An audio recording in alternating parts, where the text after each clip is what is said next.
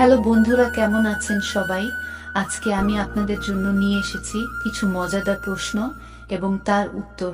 আপনারা দেখছেন আর সাথে আছি আমি। তো চলুন শুরু করা যাক আজকের ভিডিওটি।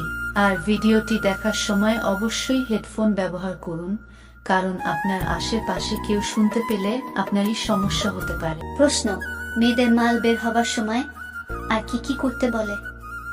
উত্তর: মেয়েদের মাল বের হবার সময় আর জোরে খাপাখাড়ি করতে বলবে। প্রশ্ন: কুমারী মেয়েরা কখন চুদার জন্য আপনাকে ডাকবে? উত্তর: কুমারী মেয়েদের তাদের প্রতি মাসে মাসিক হয়, আর তখনই একটা ছেলেকে মেয়েরা চুদার জন্য আপনাকে ডাকবে। প্রশ্ন: পাশের বাড়ির ভাবিকে চুদতে অনেক মজা নাকি যুবতী মেয়েদের চুদতে অনেক মজা লাগে? উত্তর: একটি যুবতী মেয়ে প্রথম চিকন হয়, তাদের ফিটনেস ভালো থাকে না, কিন্তু তাদের আকর্ষণ অনেক বেশি থাকে। কিন্তু ভাবিদের চুদতে অনেক মজা লাগে, কারণ তাদের ফিটনেস অনেক ভালো থাকে। প্রশ্ন: মেয়েদের সাথে কিভাবে খাপাখাপি করলে মেয়েরা অনেক মজা আর আনন্দ পায়?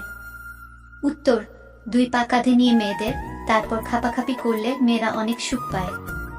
প্রশ্ন: গ্রামের বৌদিরা কি লাগিয়ে মিলন করতে বেশি পছন্দ করে?